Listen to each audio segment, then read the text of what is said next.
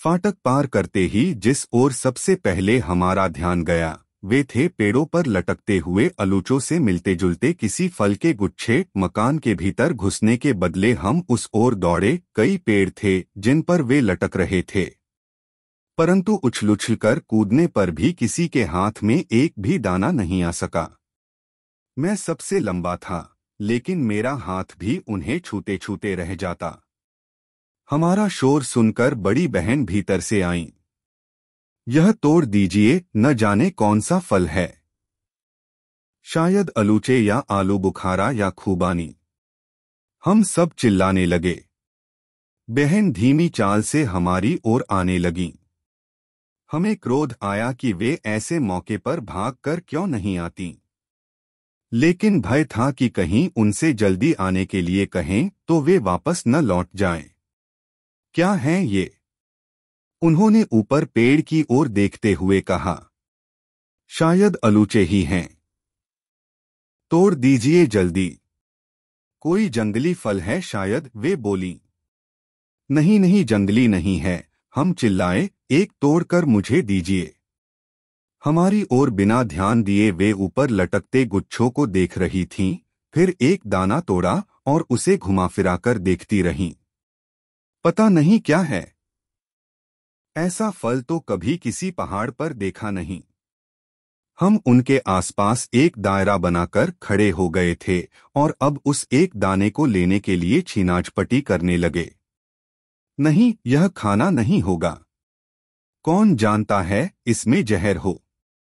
पहले माली से पूछेंगे। फिर मेरी ओर देखकर बोली, सुनो, कोई नहीं तोड़ेगा इन्हें। यह कहकर वे फिर धीमी चाल से मकान की ओर चली गईं। उनके आदेश का कोई विरोध नहीं कर सकता, यह सोचकर सब मन मसोस कर रह गए। लेकिन उस शाम सारे बाग में घूम घूम कर हमने उन पेड़ों को गिना। दूसरे पेड़ भी थे, लेकिन उनका महत्व नहीं के बराबर ही था। यह पहला मौका था कि किसी पहाड़ में अपने ही बाग में किसी फल के इतने पेड़ मिले हों। कभी एक आध अलूचे, खूबानी या सेब का पेड़ मिल जाता था, या फिर करीब ही किसी दूसरे मकान में इन पेड़ों को देखकर चुपके से कभी कुछ तोड़ लेते, लेकिन इस बार अपने ही बाग में इतने पेड़। हमारे उत्साह की सीमा नहीं थी। अंदर बहन ने वह दाना पिता के सामने रखकर कहा, पता नहीं कौन सा फल है, बाग में लगा है। पिता उसे देखते ही बोले, यह तो चेरी है, अभी पकी नहीं। चेरी का नाम सुनते ही हमारा उत्साह और भी बढ़ गया। हमने आज तक चेरी का पेड़ नहीं देखा था और अब अपने ही बाग में 15-20 चेरी के पेड़ हैं, जिन्हें तोड़ने से कोई नहीं रोकेगा, जिन पर पूर्ण रूप से हमारा अधिकार होगा। हम उस एक विषय में इतने मग्न थे कि उस साल कमरों को लेकर झगड़ा नहीं हुआ। हर साल पहले दिन यह समस्या जब सामने आती, कौन सा कमरा किसका होगा, तो हम आपस में झगड़ते थे, हाथापाई भी होती थी और गुस्से में पिता भी एक आध को पीट देते थे। लेकिन इस बार बहन ने जहां जिसका सामान रख दिया, उसका विरोध किसी ने नहीं किया।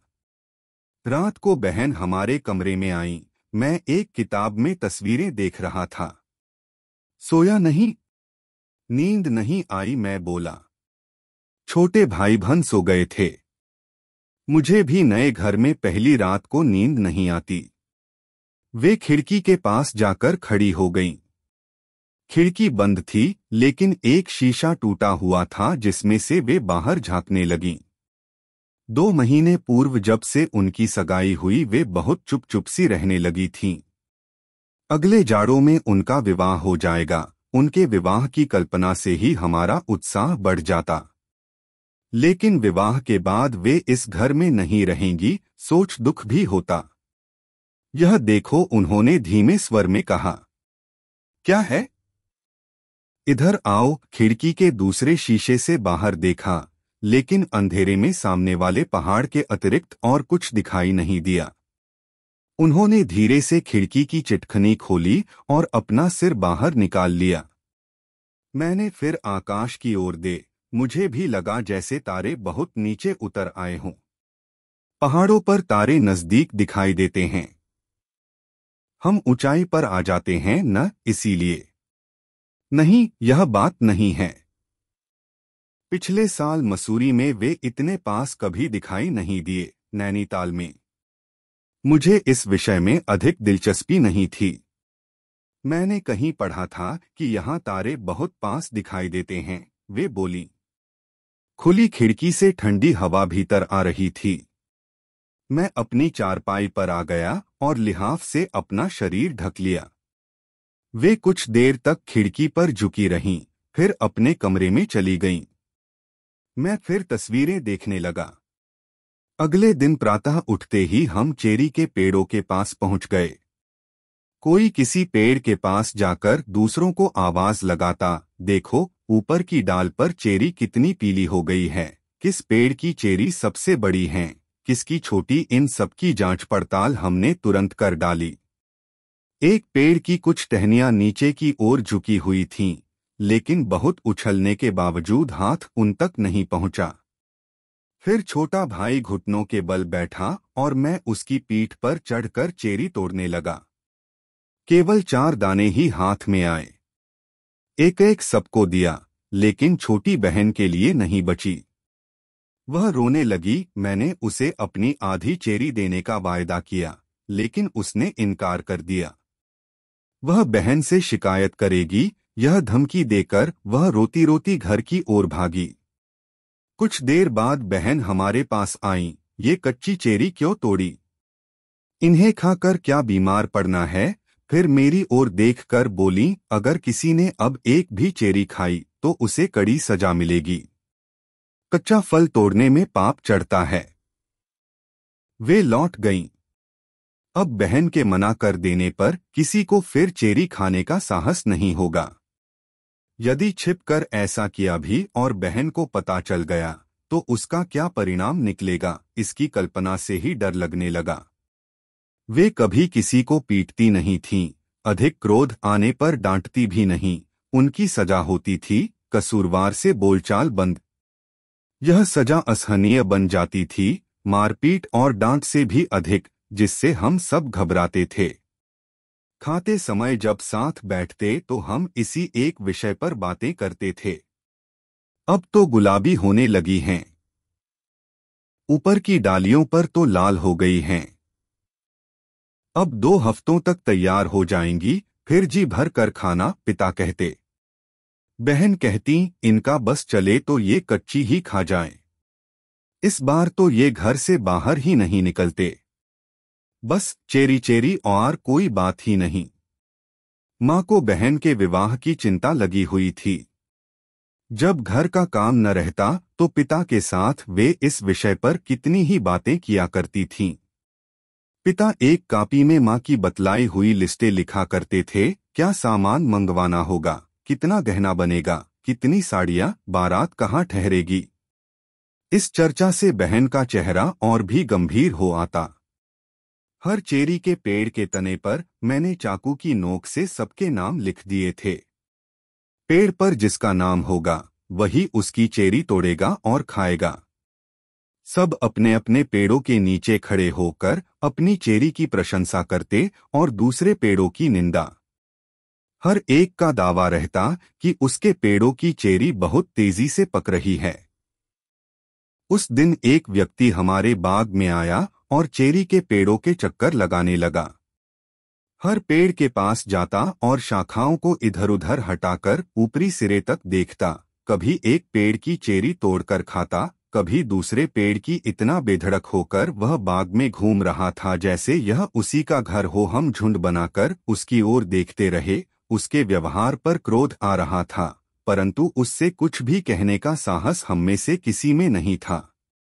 अपना काम खत्म करके उसकी नजर हमारी ओर गई और वह मुस्कराने लगा, जिसमें हमें उसके ऊपर के 2 बड़े बड़े पीले से दांत दिखाई दिए।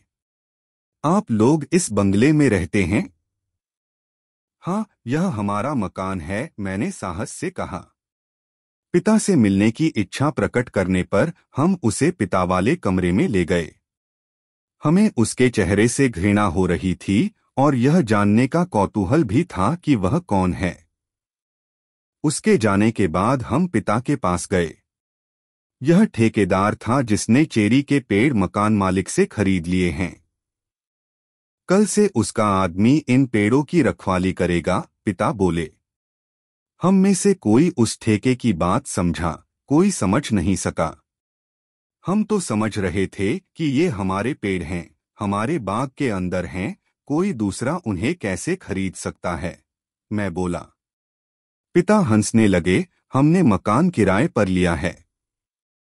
पेड़ों पर मकान मालिक का ही हक रहता है। अब हम चेरी नहीं तोड़ सकते हैं? चेरी ठेकेदार की हैं, हम कैसे तोड़ सकते हैं? उस रात को हम में से किसी ने भी चेरी के विषय में एक भी शब्द नहीं कहा। किसी ने भूले से कुछ कहा तो सबको चुप देखकर उसे अपनी गलती का तुरंत एहसास हो गया। मुझे बहुत देर तक नींद नहीं आई। खिड़की से बाहर बाग की ओर देखा। चेरी के छोटे छोटे पेड़ भार से झुके हुए सोए जान पड़े। जिन पर कल हम अपना अधिकार समझते थे, वे अब अपने नहीं जान पड़े। मैं बहन से इस विषय में और भी कई बातें पूछना चाहता था, परंतु वे उस रात हमारे कमरे में नहीं आ रही। अगले दिन सुबह ठेकेदार के साथ एक बूढ़ा भी आया। वे अपने साथ रस्सियों के ढेर, टूटे हुए पुराने कनस्तर और बांस की चटाइयां लाए। बाग के दूसरे सिरे पर चटाइयों से उन दोनों ने एक झोंपड़ी के भीतर एक दरी बिछाई। एक कोने में बूढ़े ने हुक्का रख दिया। हम थोड़ी दूर से सब कुछ देखते रहे। दो चटाइयों को मिलाकर झोंपड़ी जितनी जल्दी तैयार हो गई, उससे हमें बहुत आश्चर्य हुआ। वे दोनों कभी कभी हमारी ओर देखकर मुस्कराने लगते, लेकिन हमने उनका कोई जवाब नहीं दिया। छोटे भाई ने कहा कि हमारे शत्रु हैं और हमारी ही जमीन पर अपने खेमे गाड़ रहे हैं। कनस्तरों में छोटे छोटे पत्थर भरे गए और रस्सियों की सहायता से उन्हें कुछ पेड़ों पर बांध दिया गया। उन रस्सियों के सिरे झोंपड़ी के पास एक खूंटे में बांध दिए गए। बूढ़ा रस्सी के सिरे को झटके के साथ हिलाता तो कनस्तर में पड़े पत्थर बजने लगते और एक कर्कश सी आवाज सारे बाग में गूंज उठती। हमारा कौतूहल बढ़ता जा रहा था। कुछ देर बाद सारा प्रबंध करके ठेकेदार चला गया। रह गया वह बूढ़ा जो झोंपड़ी के पास एक पत्थर पर बैठा हुक्का गुड़गुड़ाने लगा। ठेकेदार की अपेक्षा उस बूढ़े के चेहरे पर हमें मैत्री भाव दिखाई दिया। हम धीरे धीरे उसके पास पहुंच गए। उसने बड़े प्यार से हमें अपने पास बिठाया। हमारे पूछने पर उसने बतलाया कि ये कनस्तर परिंदों को भगाने के लिए बांधे गए हैं। बहुत से परिंदे, विशेषकर बुलबुल, चेरी पर चोंचे मारते हैं, जिससे वह सड़ जाती है। अगर उन्हें न भगाया जाए तो पेड़ के पेड़ खत्म हो सकते हैं। लेकिन कनस्तर सब चेरी के पेड़ों पर क्यों नहीं बांधे गए? 4-5 पेड़ों के लिए एक कनस्तर की आवाज काफी है, वह बोला। क्या तुम रात को भी यहीं सोओगे? हाँ, रात को भी डर रहता है कि कोई आदमी चेरी न तोड़ ले। सबसे छोटी बहन का ध्यान हुक्के की ओर था। उसने पूछा, यह क्या है? हम हंस पड़े। यह इनकी सिगरेट है, छोटा भाई बोला। धीरे धीरे बूढ़े की उपस्थिति से सब अभ्यस्त हो गए। रस्सी खींचकर कनस्तरों को बजाना, हाहू हाहू या सीटी बजाकर परिंदों को उड़ाना, इन सब आवाजों को सुनने की आदत पड़ गई। चेरी के भार से डालियां इतनी झुक गई थीं कि उछलकर आसानी से मैं 2-4 दाने तोड़ सकता था, परंतु बूढ़े की नजरें हर समय चौकन्नी होकर चारों ओर घूमती रहती, इसलिए साहस नहीं होता था। माँ दूसरे तीसरे दिन बूढ़े को चाय का गिलास भिजवा देती। वह भी कभी कभी कुछ पकी हुई चेरी तोड़कर हमें दे देता। लेकिन पेड़ पर चढ़कर तोड़ना फिर खाना, जिसकी हमने शुरू में कल्पना की थी, वह साथ मन में ही रह गई। जब कभी कोई चिड़िया रेत पर चेरी खा रही होती और बूढ़े को पता न चलता तो हमें बहुत प्रसन्नता होती। हमारा वश चलता तो सारे पेड़ परिंदों का खिला देते। लेकिन चिड़िया चुपचाप चेरी नहीं खाती। 1-2 दाने खाकर जब वे दूसरी डाल पर उड़ती तो बूढ़े को पता चल जाता और वह रस्सी खींचकर कनस्तर बजा देता। बहन दिन भर किसी पेड़ के नीचे कुर्सी बिछाकर हम में से किसी का पुलोवर बुनती रहती।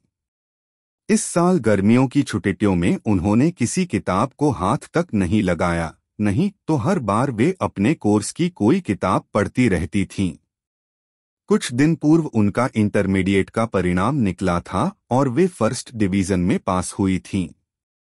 वे और पढ़ना चाहती थीं, परंतु मां को उनके विवाह की जल्दी थी। हमारे घर से थोड़ी दूर एक चश्मा बहता था जहां हम दूसरे तीसरे दिन नहाने चले जाते थे। कभी बाजार, कभी सिनेमा, कभी पार्क। धीरे धीरे हमारी दिनचर्या में दूसरे आकर्षण आते गए। यह शायद पहला अवसर था कि बड़ी बहन ने किसी में भाग नहीं लिया। पहाड़ों में वे हमारे बहुत करीब आ जाती थीं। रात को खाने के बाद चारपाइयों में दुबके हम उनसे कहानियां सुना करते थे। शाम को सबको अपने साथ घुमाने ले जाती थीं और पिकनिकों की तो कोई गिनती ही नहीं होती थी। इस बार वे बहुत कम घर से निकलीं और जब बाहर जाती भी तो अकेली ही जाती।